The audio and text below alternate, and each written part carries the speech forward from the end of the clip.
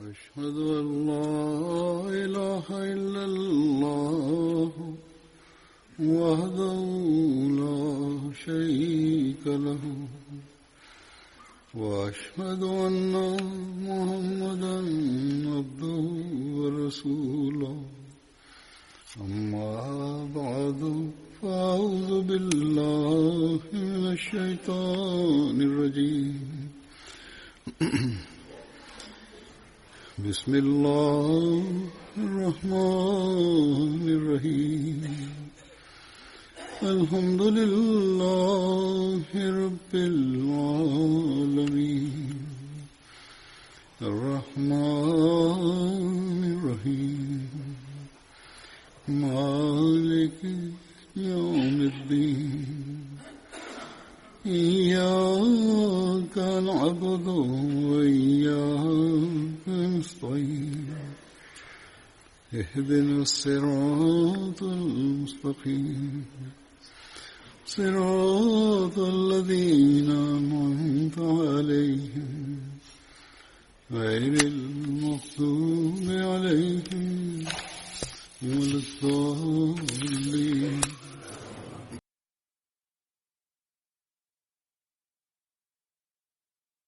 After reciting the Tashahhud, Ta'awuz and Surah Al-Fatiha, Hazrat Khalifatul Masih V, Ayyadullah Ta'ala bin Nasr al-Aziz stated,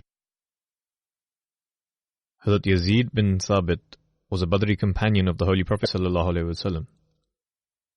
He belonged to the family of Banu Malik bin Najjar from the Khazraj tribe of the Ansar.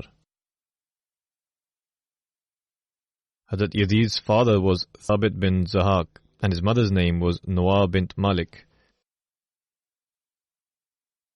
Hazrat Yazid was the older brother of Hazrat Zaid bin Thabit.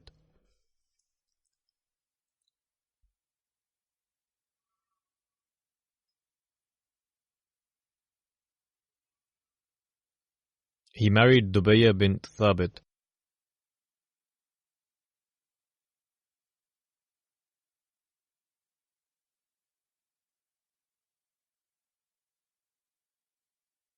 It is mentioned that he participated in both the battles of Badr and Uhud.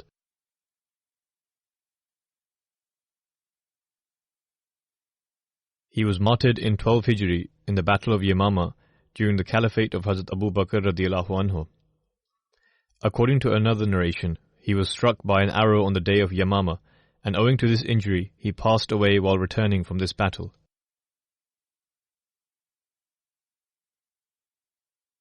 Hazrat Yazid bin Thabit narrates that they were sitting with the company of the Holy Prophet ﷺ when they saw a funeral pass by them. The Holy Prophet ﷺ stood up, and everyone sitting around the Holy Prophet ﷺ also stood up. They remained standing until the funeral had passed. The details of this incident is recorded in another narration in the following manner. Hazrat Yazid bin Thabit narrates that he was sitting along with a group of companions in the company of the Holy Prophet ﷺ when a funeral passed by.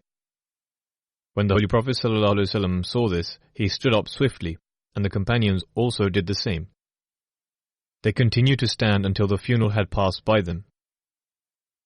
Hazrat Yazid radiyallahu anhu states, By God, I do not think that the Holy Prophet ﷺ stood up due to some discomfort or a lack of space.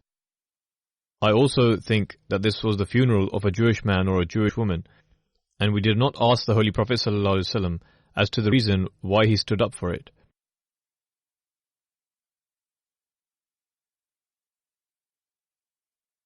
There is another narration by Hazrat Yazid bin Thabit where they were in the company of the Holy Prophet ﷺ. This incident is from Sunan an-Nisa'i, and the earlier incident was from a book of history. Hazrat Yazid bin Thabit states, the Holy Prophet ﷺ came outside and saw a new grave. In fact, this is a different incident altogether.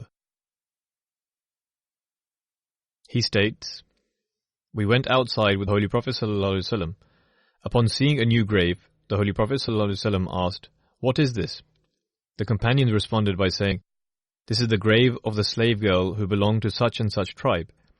The Holy Prophet ﷺ knew who the grave belonged to. The companions informed the Holy Prophet ﷺ that she passed away earlier in the afternoon when he was resting. They said that they did not deem it suitable to wake him up at the time as he was resting. When the Holy Prophet ﷺ heard this, he stood up. The companions rose behind the Holy Prophet ﷺ, who then recited Takbir 4 times, meaning that the Holy Prophet ﷺ stood by her grave, instructed everyone to form rows, and offered the funeral prayer. He then stated, "As long as I am in your midst, you must inform me when any one of you passes away, because my prayer serves as a mercy for the deceased." Similarly, this narration is also recorded in Muslim, Sunan Abi Dawud, and Ibn Majah. It is mentioned in Ibn Majah in the following manner. Hazrat Yazid bin Thabit, who was older than Zayd, states, "We were in the company of the Holy Prophet ﷺ. When he reached Jannatul Baqi, he discovered a new grave had been dug. The Holy Prophet ﷺ inquired about the grave, to which the companions replied that it was the grave of such and such woman. The narrator states that the Holy Prophet ﷺ recognized her and said, "Why did they not inform him about her?" They replied that he was resting in the afternoon, and he was also fasting. Hence, they did not wish to burden him. Upon this, the Holy Prophet ﷺ said, "Do not perform any deed that I am unaware of." In other words, I have never ordered you as such. As long as I remain among you, you must inform me of whoever passes away. The reason for this is that my prayer will become a source of mercy for that individual. Following this, the Holy Prophet ﷺ went to her grave. They formed rows behind the Holy Prophet, who then recited 4 takbirat for her. There is another narration from Sahih Bukhari, which has been narrated by Hazrat Abu Hurairah radhiyallahu anhu, and is in relation to a woman of dark complexion and offering her funeral prayer at her grave. In this narration, it is mentioned that she used to sweep the floor of Masjid Nabawi, i.e. the mosque of the Holy Prophet ﷺ in Medina. One day, this woman who used to sweep Masjid Nabawi passed away. When the Holy Prophet ﷺ did not see her for several days, he inquired about her, upon which the companions informed him that she had passed away. Upon this, the Holy Prophet ﷺ said, "Were you not going to inform me about this? Tell me where this woman's grave is." Hence, the Holy Prophet ﷺ visited her grave and led her funeral prayer.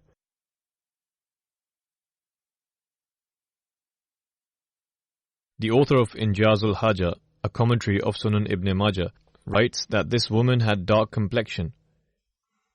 Imam Behki has mentioned her name to be Mihjan, and Ibn Manda has mentioned her name to be Kharqa. She has been counted among the female companions.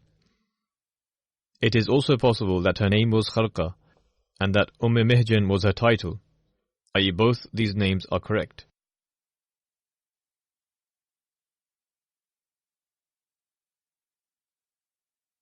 The name of the next companion to be mentioned is Hazrat Muawwiz bin Amr bin Jamuh. Hazrat Muawwiz belonged to the Banu Jusham of the Khazraj tribe of Ansar. Hazrat Muawwiz's father's name was Amr bin Jamuh, and the name of his mother was Hind bint Amr. Hazrat Muawwiz bin Amr bin Jamuh participated in the battle of Badr along with his 2 brothers, Hazrat Maaz and Hazrat Khallad. Apart from this, they also participated in the Battle of Uhud.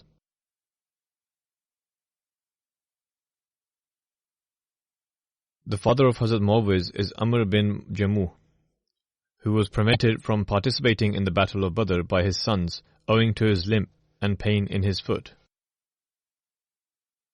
I have already mentioned this incident in a previous sermon, but will mention it briefly again.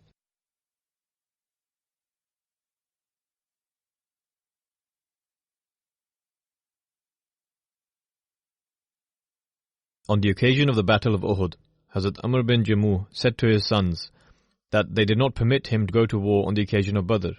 However, this time he will most certainly participate in the Battle of Uhud, and they will not be able to stop him. His sons explained to him that due to his impediment, he was not even obliged to participate in the battle under such circumstances. However, Hazrat Amr bin Jamuh did not accept this. He presented himself before the Holy Prophet ﷺ and said, O Messenger of Allah ﷺ, my sons are preventing me from participating in the battle due to my injured foot. However, I wish to participate in the jihad alongside you. The Holy Prophet ﷺ also said, As for you, Allah the Exalted has exempted you, and as such, jihad is not obligatory upon you. Nevertheless, seeing his zeal and passion, the Holy Prophet ﷺ granted him permission. Hazrat Amr bin Jammu collected his provisions for the war, and as he was about to set off, he said, O Allah, grant me martyrdom, and do not return me to my family unsuccessful. Subsequently, this desire of his was in fact fulfilled, and he was martyred in the Battle of Uhud.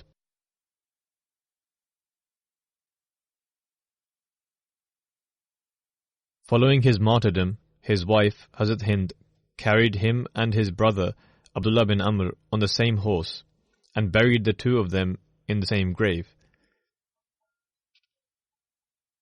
The Holy Prophet ﷺ said, I swear by him who holds my life in his hands, I have seen Amr walking about in heaven with his limp.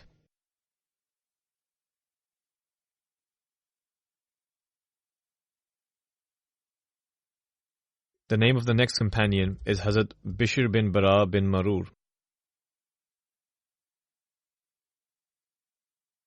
Hazrat Bishr belonged to the Banu Ubaid bin Adi of the Khazraj tribe of the Ansar.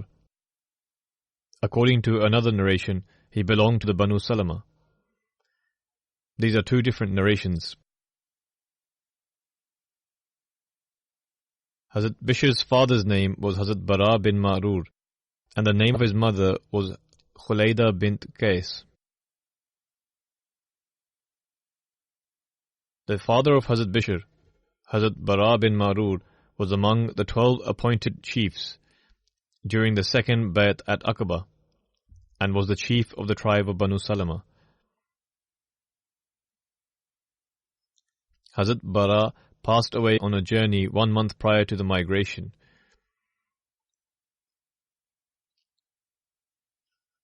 When the Holy Prophet ﷺ had migrated to Medina, he visited his grave and recited 4 takbirat.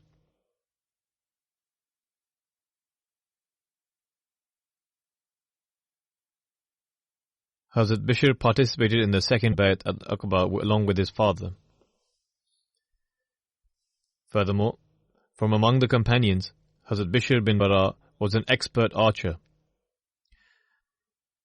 The Holy Prophet ﷺ established a bond of brotherhood between Hazrat Bishr and Hazrat Waqid bin Abdullah, who had come from Makkah to Medina. Hazrat Bishr participated alongside the Holy Prophet ﷺ in the Battle of Badr, Uhud, Khandaq, the Treaty of Hudaybiyah, and the Battle of Khaybar.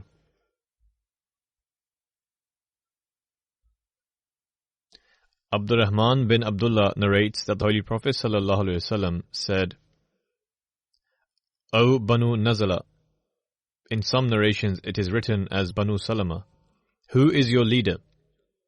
They replied that it is Jad bin Qais. The Holy Prophet ﷺ said, On what basis do you consider him to be your leader? They replied, He is wealthier than us and is affluent, therefore we have made him our leader.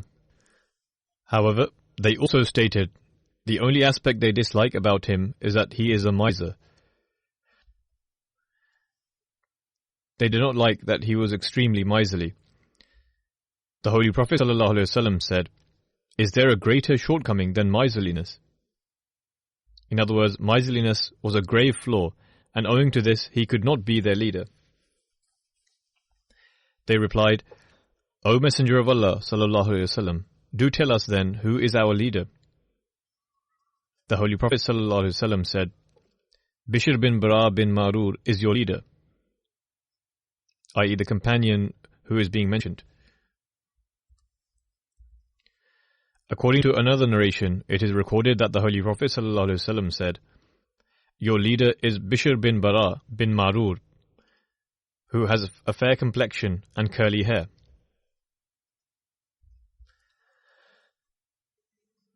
Hazrat Bishr bin Bara married Hazrat Qubaysa bint Sayfi, and they had a daughter named Aliyah.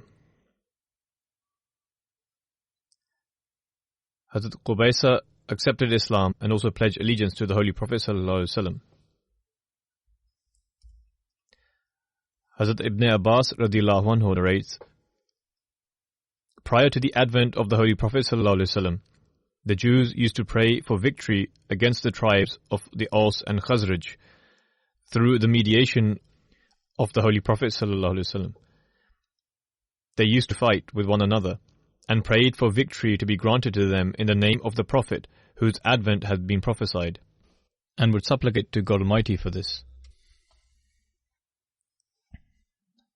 However, when God Almighty raised the Holy Prophet ﷺ from among the Arabs, they themselves were the ones to reject him and his message. This has been the practice of those who reject prophets from time immemorial.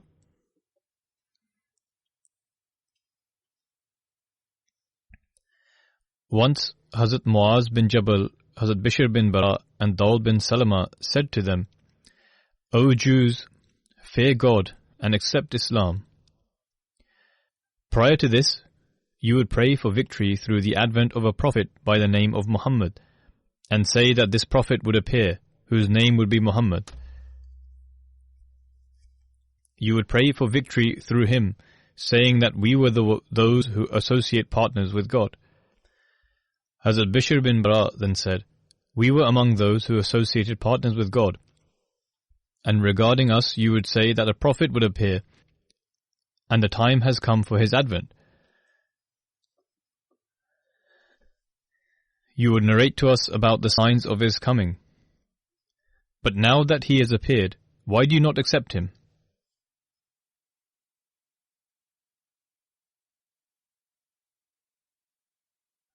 Salam bin Mishkam, the leader and treasurer of the Jewish tribe Banu Nadir, and also the husband of Zainab bint Harith, the woman who offered poisoned meat to the Holy Prophet ﷺ during the Battle of Khaybar, replied, This prophet has not brought to us anything that we recognize, and he is not that prophet whom we describe to you. Despite the fact that all the signs that they used to mention themselves were fulfilled, their answer was that the Holy Prophet ﷺ did not bring what they could recognize, and so all the signs had not been fulfilled. Hence, they did not accept him. Subsequently, God Almighty revealed the following verse.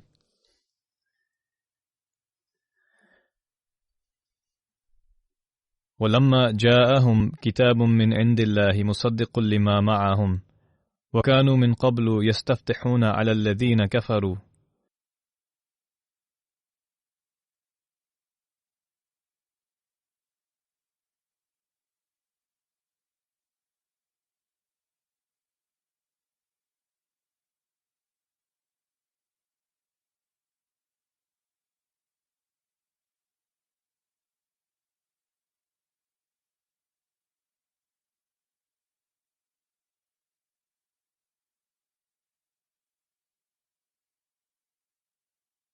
Meaning, and when there came to them a book from Allah, fulfilling that which is with them,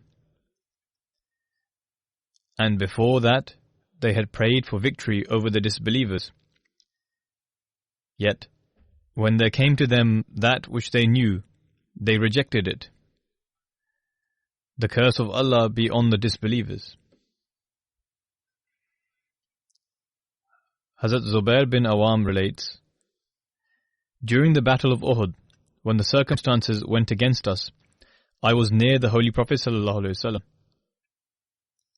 At the time, we were stunned and in a state of shock, when a state of sleep descended upon us. It was such a state that it felt as if we had been overtaken by slumber. There was not a single one of us whose chin was not resting on their chest, i.e., their heads were lowered in the state of sleep and drowsiness. By God, it felt to me as though I had heard the voice of Mu'attib bin Qushayr in my sleep, and he was saying to me that if it was up to us to decide, we would never die here in this manner. Hazrat Mu'attib bin Qushayr was an Ansari companion who participated in the pledge at Aqaba, the battles of Badr and Uhud. I committed to memory the words I had heard in my state of slumber. With regards to this occasion, God Almighty revealed the following verse.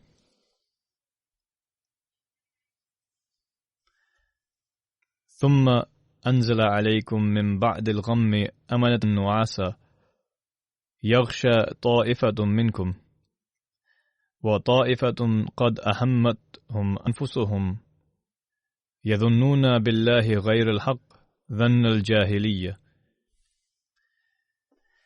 يَقُولُونَ هَلْ لَنَا مِنَ الْأَمْرِ مِنْ شَيْءٍ قُلْ إِنَّ الْأَمْرَ كُلَّهُ لِلَّهِ.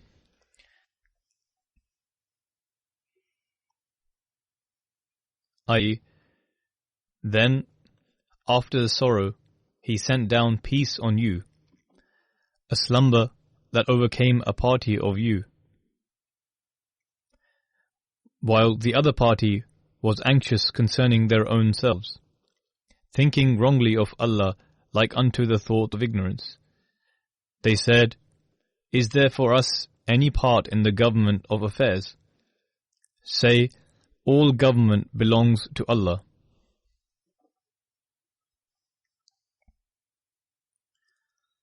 Hazrat Ka'b bin Amr Ansari radiyallahu anhu states, On the day of the battle of Uhud, I was with 14 of my fellow tribesmen alongside the Holy Prophet sallallahu alaihi wasallam.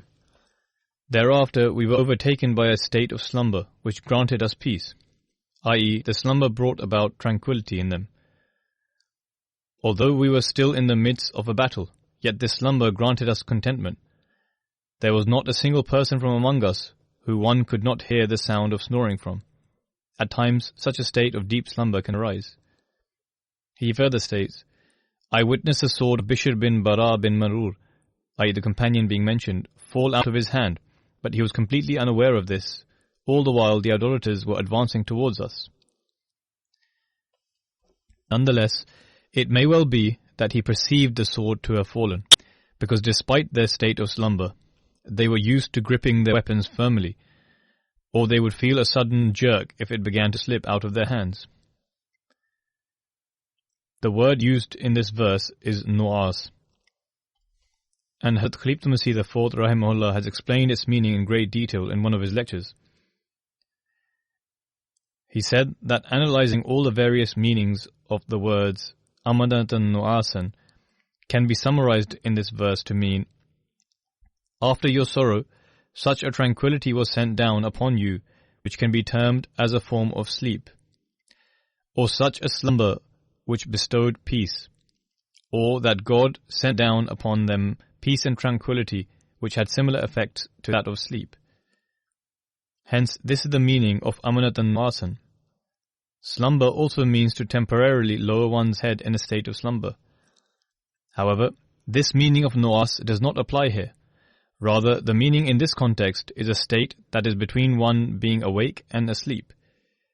Prior to falling asleep, there is a state where all of one's nerves and every part of the body experiences a state of calm. And this indeed is a state of complete contentment. If this state is prolonged, then one falls asleep.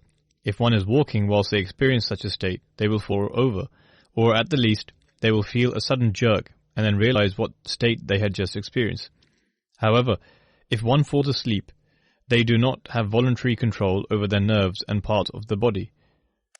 Nonetheless, it could be the case that Bishr bin Bara experienced a state of deep sleep, but it was sleep that was peaceful, despite the fact that they were in the middle of a battle and one would easily stumble. For this reason, if we accept this rendition, when his hands became relaxed slightly, his sword fell down. Nevertheless, this is such a state that one quickly realizes that they are about to fall into deep sleep, and owing to a sudden jerk, they wake up. Thus, God Almighty states that He sent down peace upon them, which was similar to that of sleep, but not deep sleep whereby one loses voluntary control over their senses. It granted them peace and tranquility, but did not render them ineffectual.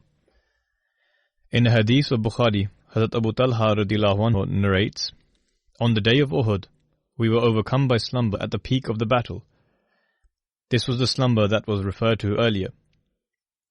Hazrat Abu Talha radhiyallahu anhu states, "My sword would constantly slip out of my hand, but then I would grip it firmly again." Thus, from this hadith, it shows that it was not such a deep sleep whereby the possessions in their hands would drop, or that they would fall over whilst walking. Although it was a state of tranquility, but they had full control over their senses. He says, "When the sword would slip, I would grip it firmly." This is not the case that slumber suddenly overcame them. Rather, this was a state that descended over them for a short while. In Tirmidhi Abwab al-Tafsir, Hazrat Abu Talha radhiyallahu anhu narrates, "During the battle of Uhud, I looked around and saw that every single person was slouched behind their shields in a state of slumber.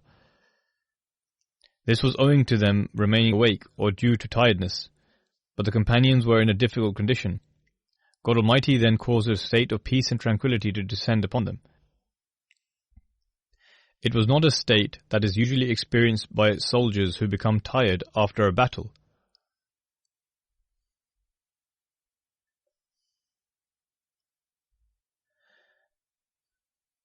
Rather, Hazrat Khalid Masih IV Rahimahullah has stated that it was as if something suddenly descended from the heavens upon all the companions alongside the Holy Prophet ﷺ, who were engaged in fighting against the enemy, and this state then overtook the companions.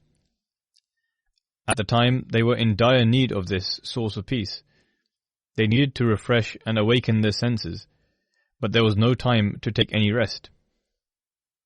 When someone experiences this and is tired to such an extent, this state can be experienced.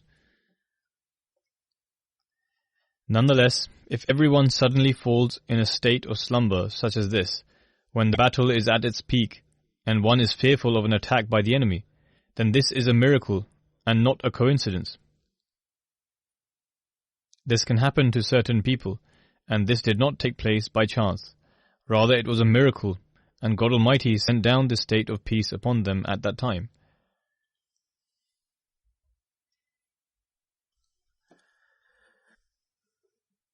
During the Battle of Khaybar, Hazrat Bishr also ate the poisoned goat meat alongside the Holy Prophet ﷺ, which was given to them as a gift by a Jewish woman. When Hazrat Bishr swallowed the piece of meat, he had not yet moved from his place, when all of a sudden his face complexion changed and became like Delasan. This was a cloth which was predominantly black in color. The pain was so severe that for an entire year he was unable to turn over in bed without assistance, and eventually he passed away in this painful state. It is also stated that the poison was so deadly that he had not yet moved from his place when after a short while of eating the meat, he passed away. When Hazrat Bishr bin Bara passed away, his mother was severely grief-stricken. She went to the Holy Prophet ﷺ and said, "O Messenger of Allah ﷺ, the death of Bishr will destroy the Banu Salama. Will the deceased recognize one another? The perpetrators have committed their evil deed, but will the deceased recognize one another? And is there any way of sending her greetings to Bishr?" The Holy Prophet ﷺ replied, "O Bishr, indeed they will. I swear by him who holds my life in his hands, just as birds recognize one another in the trees. In the same manner, the inhabitants of paradise will recognize one another." This meant that they would be able to recognize one another, and that he would be able to send her greetings to him with those who are close to their death. In another narration, it is stated that after hearing this response from the Holy Prophet ﷺ, whenever a person from among the Banu Salama neared their end, the mother of Hazrat Bishr would go to that person and say, "O such and such, peace be upon you," to which they would reply in kind. She would then say, "Please convey my greetings to Bishr." Whenever a person from among the Banu Salama would near their death, she would go to them and say to convey her greetings. Earlier, while referring to statement, Bishr's death would destroy the Banu Salama, would the deceased be able to recognize one another? It may seem as if Hazrat Bishr's mum was hostile to the Banu Salama. However, this was a way in which she expressed her grief, and then asked if her greetings could be conveyed to Bishr. The Holy Prophet ﷺ replied in the affirmative, and as a result, she would visit every person who was nearing death to convey her greetings to Bishr in paradise.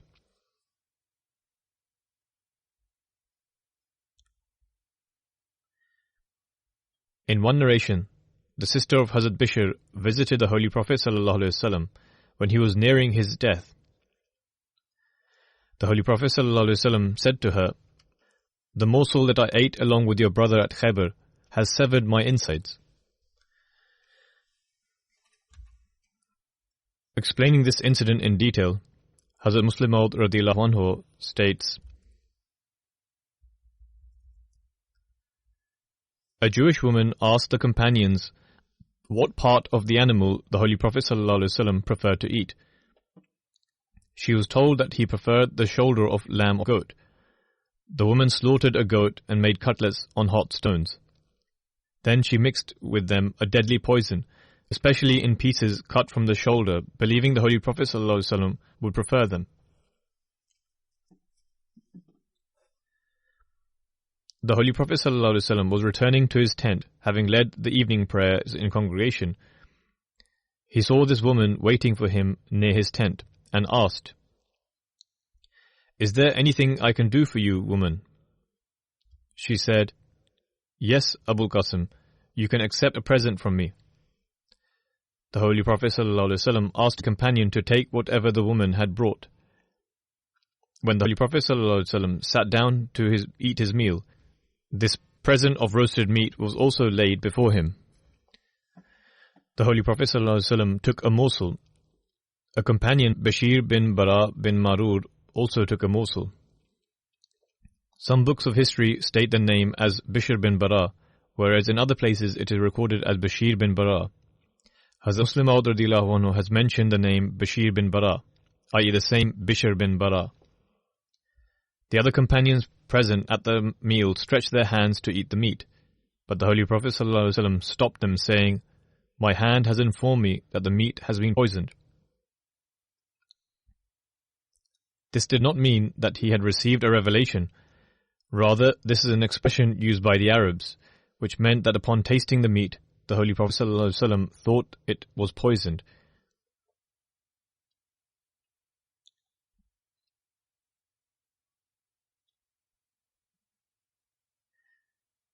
Therefore, this is the meaning of the aforementioned phrase, and the Holy Prophet ﷺ used it as an expression. The meaning of "his hand informed him" was that upon tasting the meat, the Holy Prophet ﷺ realized that the meat had been poisoned. The subsequent quote would shed further light on the matter. Hazrat Muslim Maud radhiyallahu anhu has elaborated on this, stating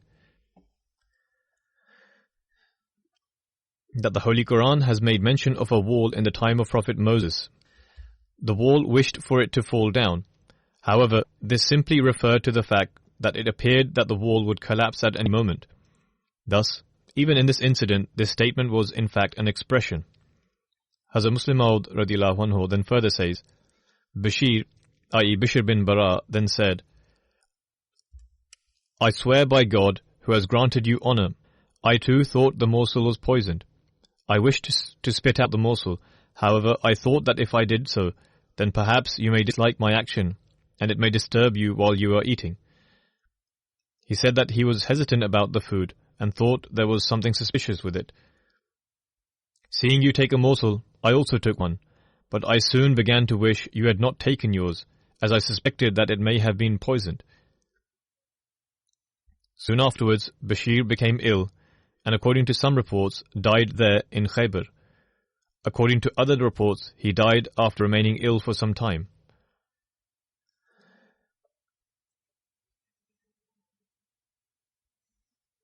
The Holy Prophet ﷺ then took a piece of meat and gave it to a dog, but it too died shortly after eating the meat.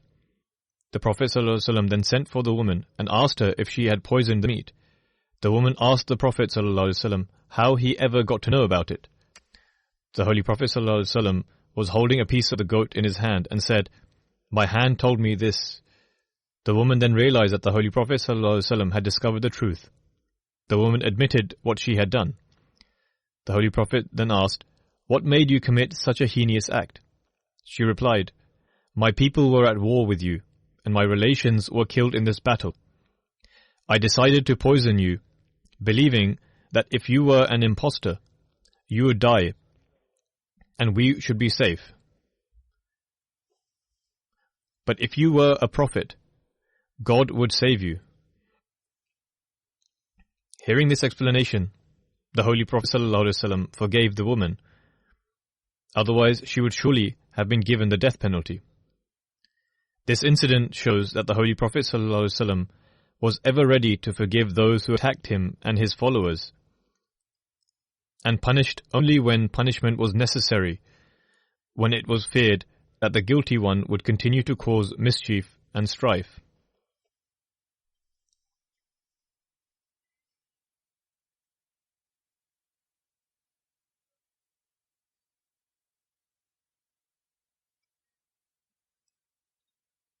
Some enemies of Islam allege that the Holy Prophet ﷺ passed away due to this poison. This has also been discussed in certain books of history and biographies of the Holy Prophet ﷺ. Certain historians are willing to accept the narrative that the Holy Prophet ﷺ passed away due to this poison, as they wish to declare the Holy Prophet ﷺ as a martyr. However, this is contrary to the facts.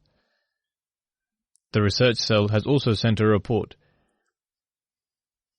and I will mention that here.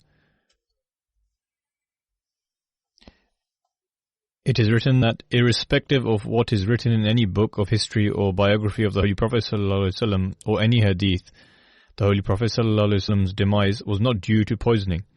If someone asserts this, then either they are ignorant of all the narrations or they are mistaken.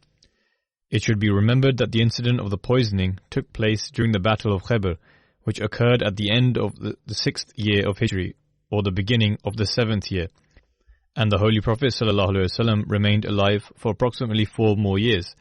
He lived a healthy life just as he did before the incident, and even went for battles. There was not even the slightest change in his routine with respect to his worship or other daily activities. To pass away after approximately 4 years, owing to a fever and a migraine, no rational individual would assert that his death was due to the effects of poisoning.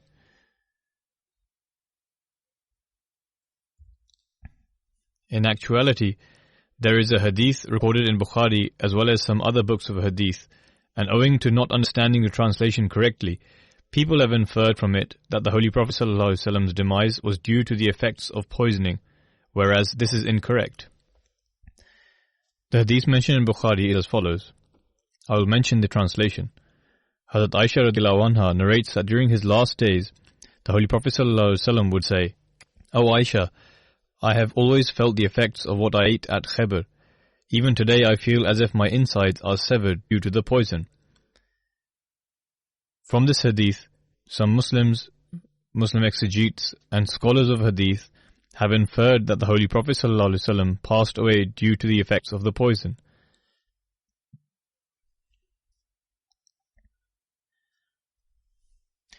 Some of them then explain that owing to this, the Holy Prophet ﷺ can be deemed as a martyr, whereas this narration does not support this viewpoint. In this narration, the Holy Prophet ﷺ has simply expressed a sense of pain he felt. Everyone is aware that an injury or pain can revert at times owing to certain factors. If one analyzes the details regarding the narrations about the Holy Prophet ﷺ eating poisoned meat at the time of Khaybar, it is also written that the Holy Prophet ﷺ put the poisoned meat in his mouth but did not swallow it. Even if he did swallow it, the fact that he lived a healthy life is proof that his death was not as a result of the poison. Indeed, the poison would have had a severe effect on the stomach or intestines, and this is a natural consequence of it. Likewise, since the morsel was placed in his mouth, it would have affected the uvula, and owing to this, he may have occasionally felt pain whilst eating. All the details regarding this incident can be found in the Ahadith. It is also written that the Holy Prophet ﷺ knew that the meat had been poisoned, and he stopped his companions from eating it. When the Holy Prophet ﷺ called the woman responsible for it and asked her, she said that she added the poison to see that if the Holy Prophet ﷺ was a true prophet of God, he would be saved. Otherwise, they would be rid of him. The Jews even admit to the fact that the Holy Prophet ﷺ survived. The poison used was fatal, yet the Holy Prophet ﷺ survived. In fact, according to some narrations, this woman then accepted Islam. Nevertheless, the Jews themselves admit that the Holy Prophet ﷺ survived and consider this to be a miracle. Therefore, it is utterly false to assert that the Holy Prophet ﷺ passed away due to the effects of the poison. I will continue narrating more accounts in the future, God willing. At present, I will speak about 2 deceased members, and God willing, after the prayers, I will also lead the funeral prayers in absentia. The first funeral is of respected Nasir Ahmed Sahib, son of respected Ali Muhammad Sahib of Rajanpur. He passed away on 21st of November 2019 at the age of 63. Inna lillahi wa inna ilayhi rajiun. Verily to Allah we belong, and to Him shall we return. Ahmadiyat entered the family of the deceased through his paternal great-grandfather, Muhammad Deen Sahib. He belonged to the village Malsiyan in Zira, district of Firozpur. He accepted Ahmadiyat by sending a letter pledging allegiance in 1907 along with his brother, respected Ilahi Bakhsh Sahib. He then had the opportunity to pledge allegiance at the hands of Hazrat Khalid Masih I radiallahu anhu during the Qadian Jalsa in 1908.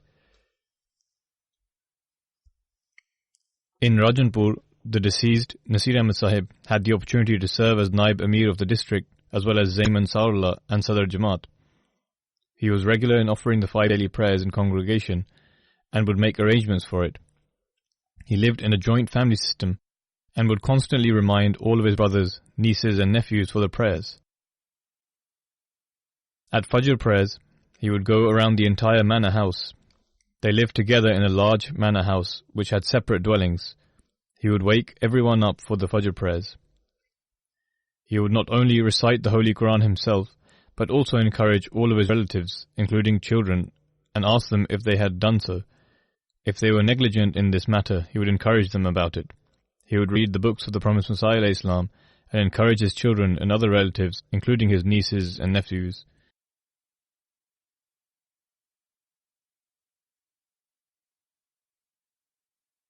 He would listen to the Friday sermons on MTA regularly,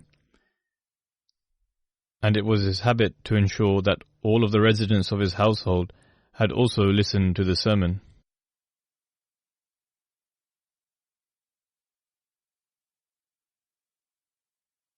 Despite facing severe opposition, he never let an opportunity pass by to perform tabligh. If his family members advised him to err on the side of caution, he would reply by saying, "How could I stand before God Almighty if I do not spread the message of the one appointed by Him to others?" The deceased was a Musi. Apart from his wife, he leaves behind 1 daughter and 3 sons. One of his sons, Khalid Ahmed Sahib, is currently serving as a missionary in Mali, West Africa, and owing to his duties, he was unable to attend the funeral.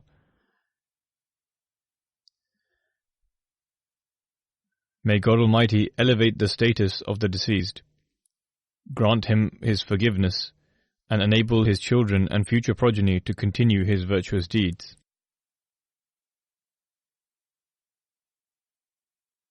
The second funeral is of respected Ataul Karim Mubashir Sahib, son of Mian Aladitta Sahib, who was originally from Kirtu district of Shekhupura, but was currently residing in Canada. He passed away on 13th of November at the age of 75. Verily to Allah we belong, and to Him shall we return.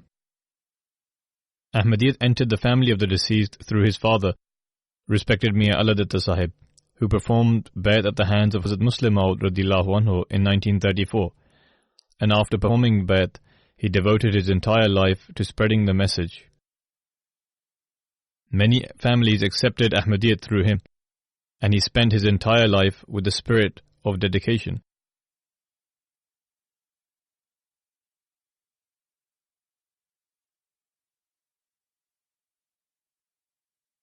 Aside from this, he served the Jamaat in many other capacities whilst he was in Lahore, Pakistan.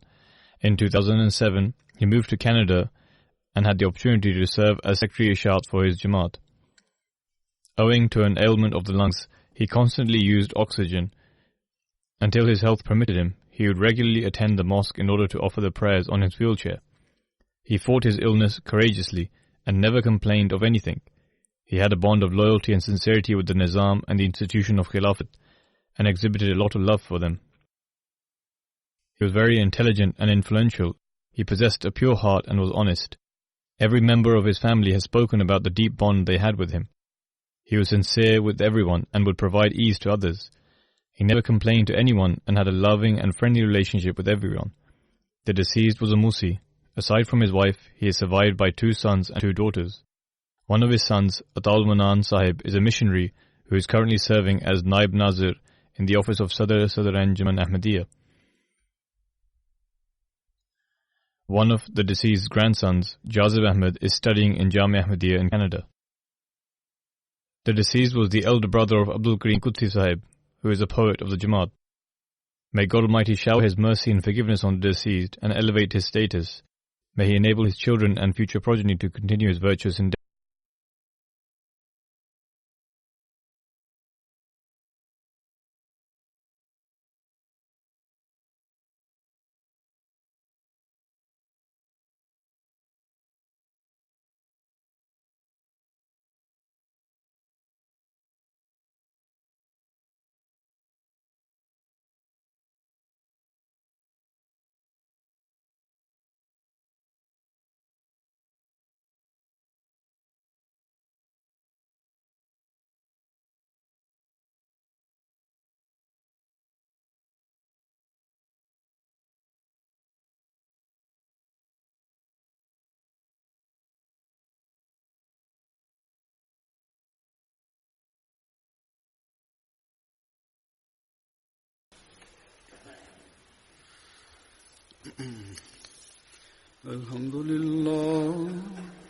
الحمد لله نحمده ونستعينه ونستغفره ونؤمن به ونتوكل عليه ونعوذ بالله من شرور أنفسنا ومن سيئات أعمالنا من يهده الله فلا مضل له ومن يضلل فلا هادي له ونشهد أن لا إله إلا الله ونشهد أن محمدا عبده ورسوله عباد الله رحمكم الله إن الله يأمر بالعدل والإحسان وإيتاء ذي القربى